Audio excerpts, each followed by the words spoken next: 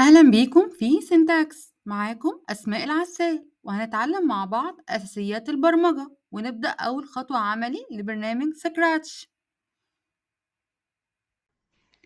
قبل ما نتعلم نكتب كود لازم نتعلم إزاي نفكر، لأن البرمجة مش مجرد إن أنا برص أكواد. البرمجة هي فن الحل المشكلات، لكن بطريقة ذكية. جاهزين تبدأوا معايا أول خطوة ونشوف أول مشروع عملي؟ يلا بينا. يلا بينا نفتح برنامج سكراتش ونشوف بيتكون من إيه. إحنا هنا جوه بيئة عمل البرنامج. هنا نقدر نحول كل أفكارنا لواقع. مهم عندي هنا 3 مناطق بنستخدمهم وإحنا بنعمل القصة بتاعتنا. عندنا دي منطقة اسمها منطقة الكائنات سبريت، وهنلاقي هنا القط بتاعنا سكراتش، وده بطل قصتنا النهاردة. أما بالنسبة لهنا ممكن إن أنا أغير القط ده بأي شكل تاني زي ما أنا عايزة. تاني منطقة، المنطقة اللي على الشمال دي منطقة الأوامر بلوكس. أما المربعات الملونة دي اللي بقدر أتحكم بيها في الكائن بتاعنا، إن أنا أقدر أخليه يتكلم، يتحرك، يعمل صوت.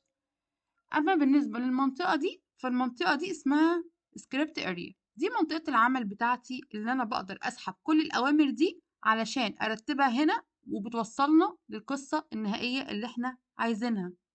يلا بينا نجرب الأكواد ونشوف. في منطقة السكريبت اريا دي المنطقة اللي بجمع فيها الأوامر بتاعتي اللي المفروض إن الكمبيوتر بينفذها. بس مهم جدا يا شباب أقول لكم حاجة قبل ما نبدأ، إن الكمبيوتر بينفذ الأوامر بالترتيب. يعني إيه؟ يعني من فوق لتحت، خطوة بخطوة. ودي حاجة في البرمجة مهمة جدا لازم نعرفها، اسمها سيكونس. الكود اللي هيتحط الأول هو اللي هيبتدي يتنفذ الأول. طبعا بعد كده لازم إن أنا بعمل حاجة اسمها تحديد الحدث أو ذا تريجر. طب يعني إيه؟ يعني إن أنا باروح باحدد من events هنا، لإن أي برنامج لازم عشان أعمله لازم يكون ليه حدث علشان يبدأ معايا.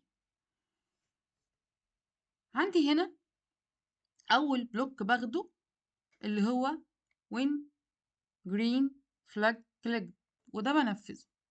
أول ما باحط البلوك ده هنا وباضغط عليه بينفذ لي كل الأوامر اللي بعده. يعني مجرد ما أنا باضغط على العلم الأخضر ده، أي أمر أنا باخليه بعده بيشتغل. بعد كده لما حددنا الايفنتس بضطر ان انا بروح على الموشن، ان انا ببتدي اتحكم في حركة الكائن بتاعي. وانا هنا هاخد موف، البلوك بتاع موف 10 ده، و10 دي صغيرة قوي، ممكن ان انا اخلي الحركة اكبر شوية واخليها مثلا 50. عايزة اقول لكم ان الرقم اللي انا كتبته جوه ده في البرمجة بنسميه بارامتر المعامل. ده معناه اننا بنتحكم في قيمة المدخلات. لو غيرناها مثلا زي ما انا غيرتها دلوقتي، احنا كده زودنا مسافة الكائن اللي بيتحركها على الخط الافقي اكس. كده بعد ما الكائن اديته الحركة بتاعته ان هو هيمشي مثلا بعد 50 ستيبس خطوة، بضطر ان انا بروح اغير المظهر او الحالة بتاعته اللي هي الاوت بوتس. طيب انا دلوقتي عايزة اغير الاوت بوت بتاعت الكائن بتاعتي. هعمل ايه؟ هروح عند السي هنا، انا عايزاه يقول لي حاجة معينة، فانا هنا اخليه يقول هيلو. او مثلا انا ممكن اغيرها واخليها مثلا اهلا بكم في سينتاكس. يعني انا كده اديته امر هيعمله، ان هو بعد ما هيتحرك ال50 خطوة هنا هيطلع لي اوت بوت. الاوت بوت ده ان هو هيرحب بيكم في القناة بتاعتنا. دي وقت التجربة وتشغيل الكود. اول ما هضغط على العلم شوفوا ايه اللي هيحصل للكائن.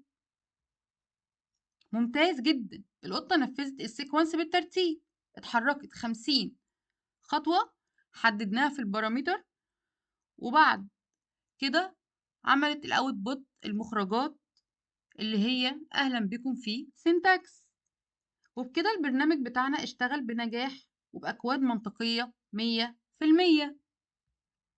وبكده يا شباب نكون نفذنا أول كود لينا بنجاح. جربوا تغيروا الأرقام والكلمات بنفسكم على أجهزتكم، واستنوني في الفيديو الجاي في سينتاكس عشان نعمل حاجات أقوى. باي باي.